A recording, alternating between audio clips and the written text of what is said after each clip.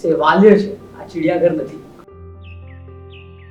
જે વનતારા જે છે એ નામ એ ખાલી એક વિચાર છે. મારું એ છે કે જાનવરનું સેવા કરવાનું ભગવાનનું કામ છે. તો જે શ્રી કૃષ્ણ છે એ પણ ગાયો, હાથી, ઘોડાનું સેવા કરતા.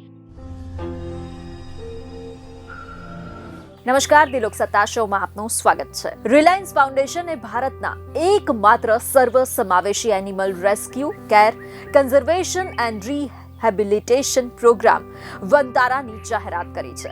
અનંત અંબાણી વનતારા વૈશ્વિક સંવર્ધન પ્રયાસોમાં અગ્રણી પ્રદાનકર્તા બનવાનો ઉદ્દેશ્ય ધરાવે છે.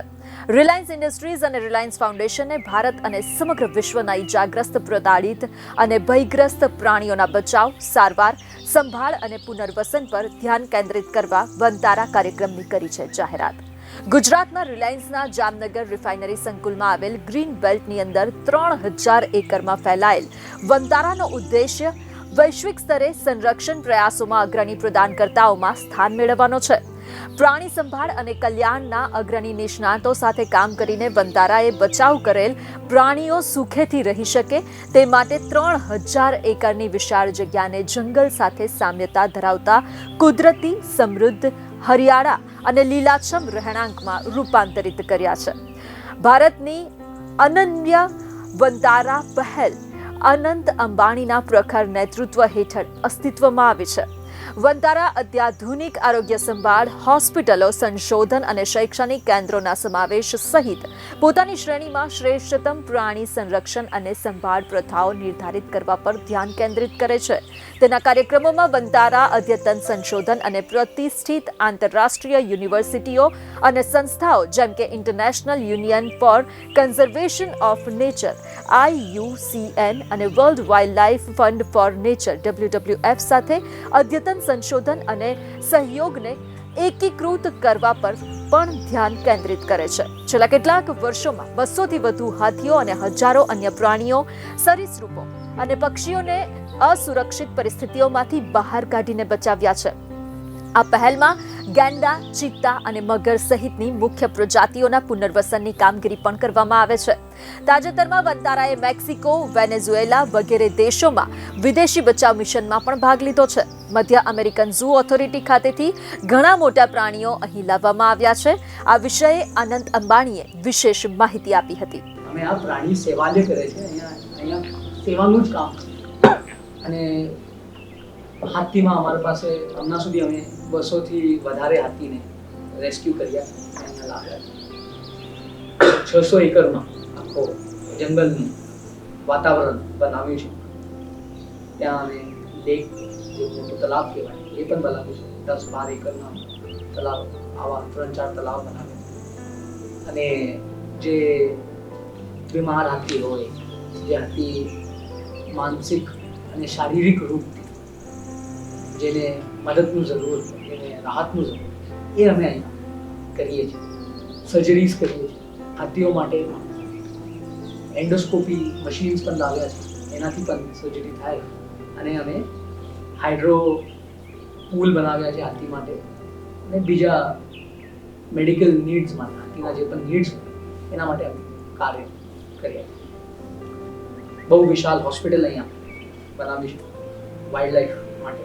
આવું પ્રયત્ન કરીએ છીએ કે આ હોસ્પિટલ વિશ્વ વિશાળ અને સૌથી મોડર્ન હોસ્પિટલ વાઇલ્ડ લાઈફ માટે અહીંયા બની. જે પિંજરું કહેવાય, એ પિંજરું નથી. પિંજરું બધા લાગે જે જેવા હોય, આવું નથી. અહીંયા અમે 2 એકર, 3 એકર, 4 એકર, 5 એકર જેટલા જગામાં આનું આખું વાતાવરણ બનાવે. જે વનતારા જે છે એ નામ એ ખાલી એક વિચાર છે. જો જે બેજુબાન જીવ હોય, જે જીવ વાત નહીં કરી શકે, એનું સેવા કરવાનું, અને કોઈ બીમાર જાનવર યા પક્ષી મળી જાય એનું સેવા, મારું એ છે કે જાનવરનું સેવા કરવાનું ભગવાનનું કામ છે. અને એ જે કરે બહુ પુણ્ય પ્રાપ્ત થાય, અને અંદરથી પણ શાંતિ મળે અને બહુ ખુશી મળે. અને તમે જાનવરને બચાવો, મારું એ જ વિનંતી છે બધાથી. મારા મમ્મી તો એના બચપનમાં પણ બહુ કૂતરાઓ, પક્ષીઓ ઘરે રાખતા હતા અને એને ધ્યાન રાખતા હતા. અને મારા મમ્મીને મને બચપનથી, જ્યારે હું 8 વર્ષનો હતો, મમ્મીને મને મારા બર્થડે માટે 2 એમ્બ્યુલન્સ આપ્યા. જે આખા મુંબઈમાં ઘૂમીને જે કૂતરાઓ હોય, જે બિલ્લીઓ હોય એનું સેવા કરતા હતા. હું જે હિન્દુ ધર્મમાં છે, હિન્દુ ધર્મમાં તો તમને ખબર છે કે શ્રી રામ જટાયુનું સેવા કરતો હતો, અને જે ગિલરી હોય એ ગિલરી પણ શ્રી રામના આશીર્વાદથી જ આગે વધી. જે વાનર સેના હતો એ હનુમાનજી હતો, વાનર સેનાને આખો લંકા ઉપર કબજો કરી નાખ્યો. શ્રી માતાજી છે એ પોતે સિંહ ઉપર વિરાજતા હતા. જે અમારા શિવ ભગવાન છે એ પોતે નાગરાજા એના ઉપર વિરાજતા હતા, નાગરાજા શિવ ઉપર વિરાજતા હતા. તો હિન્દુ ધર્મથી આ જ મળે કે આજે કુદરતી આ જાનવર બનાવીએ છીએ, તો જે આ જાનવરોનું સેવા કરવા જે ભાવ છે એ તો ભગવાનનું જ સેવા કરવાનું. હમણાં રૂબરૂ તો અમે ભગવાનને નહીં જોઈ શકીએ, પણ એના જે આ બધું છે, જે જાનવરો બનાવે છે એનું જ સેવા કરવાનું જે મોકા મળે એ આવું છે ભગવાનનું સેવા કરવાનું. અને શ્રી કૃષ્ણ હાથી ઘોડા પાલકી જય કનૈયા લાલ કી, તો જે શ્રી કૃષ્ણ છે એ પણ ગાયો, હાથી, ઘોડાનું સેવા કરતા હતા. શ્રી કૃષ્ણ કીધું કે બધા જીવ એક છે, મનુષ્ય યા જાનવર બધા એક છે. અને અમારા ઋગ્વેદામાં પણ આ જ આવે છે. તો જે ઓપરેશન થિયેટર છે ને સાહેબ, આપણને જે આ જોયું એ ઓપરેશન થિયેટર કોઈ પણ ઓપરેશન, હ્યુમન ઓપરેશન થિયેટર જે કહેવાય એનાથી 4 ગુણો એડવાન્સ છે. આમાં અમારા પાસે રોબોટિક સર્જરી થાય.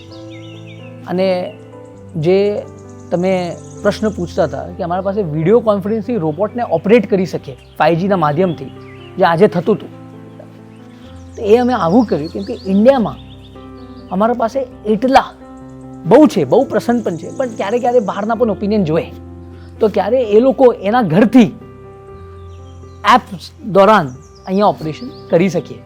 તો આજે એક પ્રોફેસર અમેરિકાથી સુઝન ક્લબ કરીને એ કરતી હતી.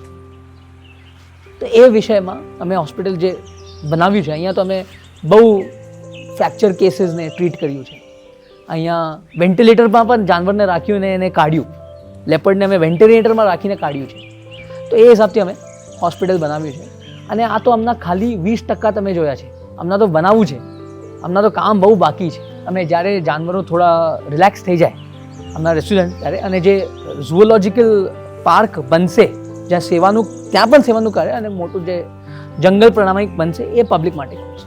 વંતારામાં હાથીઓ માટેનું કેન્દ્ર અને સિંહ અને વાઘ, મગર, દીપડા વગેરે સહિત અન્ય મોટી નાની પ્રજાતિઓ માટેની સુવિધાઓ છે.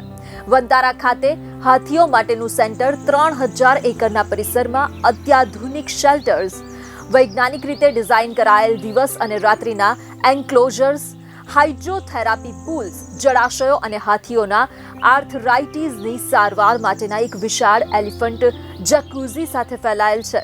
આ સેન્ટર 200 થી વધુ હાથીઓનું ઘર બન્યું છે, જ્યાં તેમની પશુ ચિકિત્સકો, જીવ વિજ્ઞાનીઓ, રોગ વિજ્ઞાનીઓ, પોષણ શાસ્ત્રીઓ અને પ્રકૃતિ શાસ્ત્રીઓ સહિત 500 થી વધુ લોકોના વિશિષ્ટ અને પ્રશિક્ષિત સ્ટાફ દ્વારા 24 કલાક સંભાળ રાખવામાં આવે છે. આ સેન્ટર પાસે 25,000 ચોરસ ફૂટની વિશ્વની સૌથી મોટી એલિફન્ટ હોસ્પિટલ છે, જે પોર્ટેબલ એક્સ-રે મશીનો, વિવિધ સારવાર માટેના લેસર મશીનો, સંપૂર્ણ સજ્જ ફાર્મસી, તમામ ડાયગ્નોસ્ટિક ટેસ્ટ માટે, પેથોલોજી નિદાન માટે આયાતી એલિફન્ટ રીસ્ટ્રેનિંગ ડિવાઇસ, હાઇડ્રોલિક પુલી અને ક્રેન્સ, હાઇડ્રોલિક સર્જિકલ ટેબલ અને હાથીઓ માટે હાઇપરબેરિક ઓક્સિજન ચેમ્બર સાથે સજ્જ છે. આપને જણાવી દઈએ કે હોસ્પિટલ કેટરેક અને એન્ડોસ્કોપિક ગાઇડેડ સર્જરીઝ કરે છે. તેના પ્રકારના પ્રથમ ખાસ ડિઝાઇન કરાયેલ એન્ડોસ્કોપી સાધન સાથે અને જરૂરી કોઈ પણ શસ્ત્રક્રિયા કરવા સક્ષમ છે. આ સેન્ટર પાસે 14,000 ચોરસ ફૂટથી વધુનું વિશેષ રસોડું છે.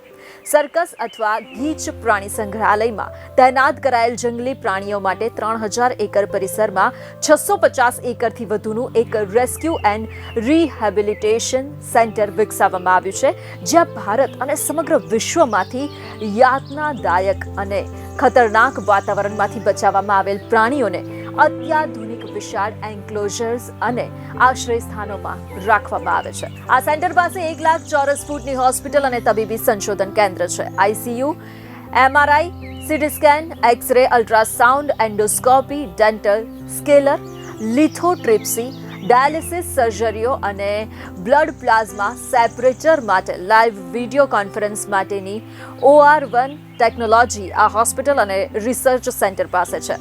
વનતારા પ્રાણીઓનું રેસ્ક્યુ અને કન્ઝર્વેશન એ એકબીજાના પૂરક બને તે રીતે આગળ વધવામાં દ્રઢપણે માને છે અને વનતારા પ્રોગ્રામ હેઠળ રિલાયન્સ રિફાઇનરીના વિસ્તારોને અત્યાર સુધીમાં હજારો એકર જમીનને હરિયાળી બનાવી દીધી છે. ધન્યવાદ.